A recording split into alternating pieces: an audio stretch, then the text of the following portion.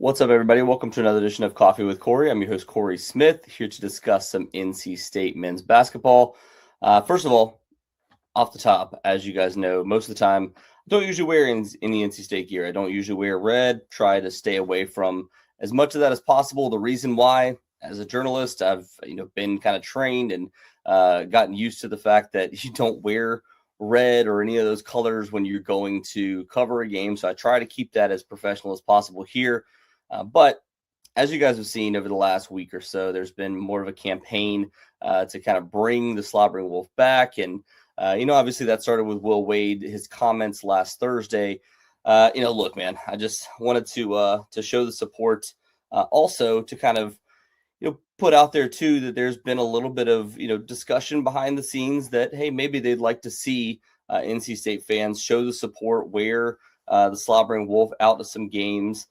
Just some little birdies that have told me that wouldn't be discouraged. We'll just put it that way and try to get, a little bit more out there and get some, get the NC State administration on board with all of this too, to allow the coaching staff to have a little more freedom of choice of what they want to wear and things along those lines. So we'll see if ultimately that works, but just wanted to show my support there. Number one, going to the pack priorities, NC State versus Syracuse, big game. Particularly for a guy that wears the number 11 for NC State. So we'll start there.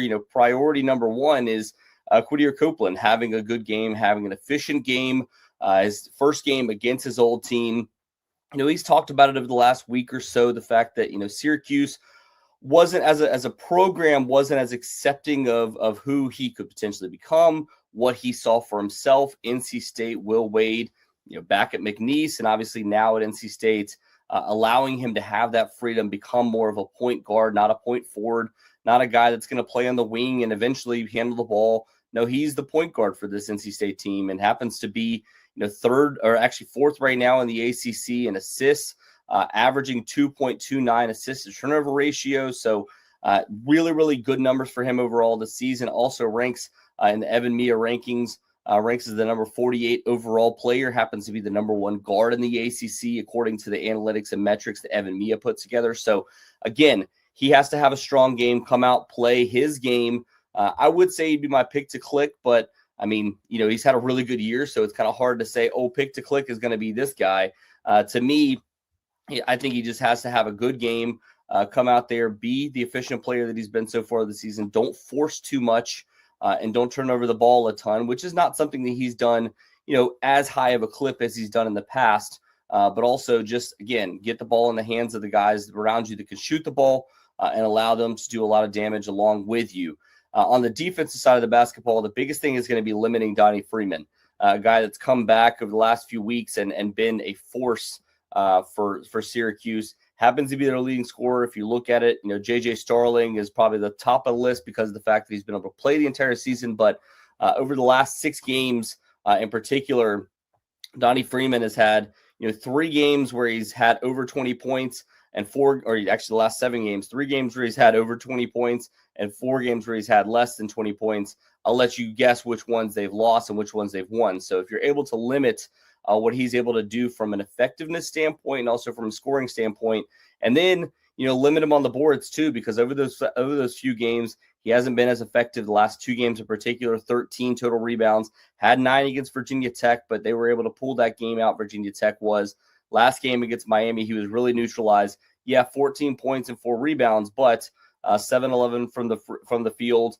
Tried to shoot 2 3-pointers. So again, you're trying to just force him into tougher shots. If he makes them, you live with them, but you can't let him beat you down low. NC State just absolutely cannot allow that to happen in this game. We know the size advantage is not necessarily there for NC State, but Donnie Freeman's not exactly a big guy himself, 6'9", 205 pounds. So you just cannot allow him to get easy shots off, get his confidence early on.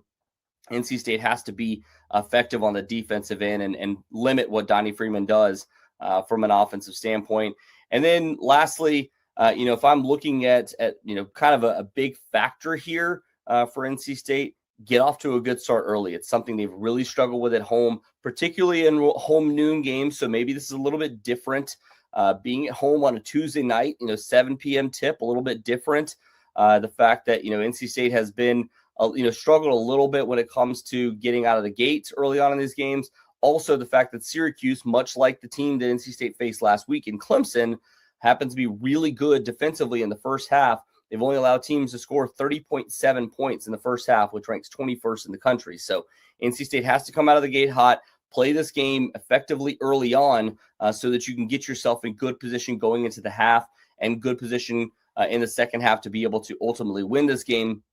And then lastly, my pick to click in this game, a guy that I keep kind of, saying that needs to be a more effective part of NC State, get more minutes. To me, I think my pick to click in this game, again, is going to be Matt Abel. I think a guy that can be effective from all three levels as a scorer. I think given the fact that Syracuse is not playing as much 2-3 zone anymore, they will play zone, so we'll see some of that. But I think he's a guy that can be a zone breaker for NC State, can shoot well from outside, but also, if they send help or they play off of him because of the fact that you have Quadir Copeland. He's also somebody that can drive to the lane and finish there too with his left hand. So he's a little bit different look than what Syracuse has faced. So if NC State's able to get him going off the bench, I think he has a great game in this one.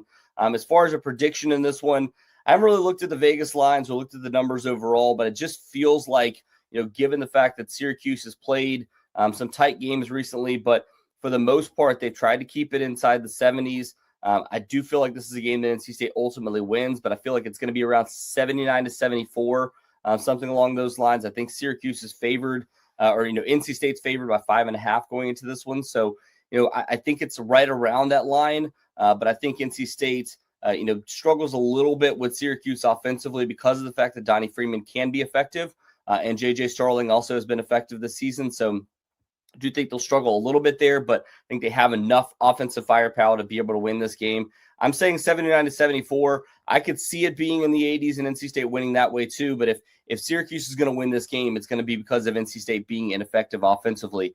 So that could be a little bit of a swing. But to me, I think this is a game that NC State wins 79-74. Quadir Copeland has a great game. Matt Abel has a great game. NC State able to get going with the rest of their starters too and be efficient on the offensive end of the floor. That'll just about wrap things up. Again, wear your slobbering wolf tonight. Wear your slobbering wolf moving forward. Going to NC State games at home or on the road. Hope that everybody wears their stuff out there tonight. Hope we'll see the stands full tonight at Lenovo Center. We will talk to you guys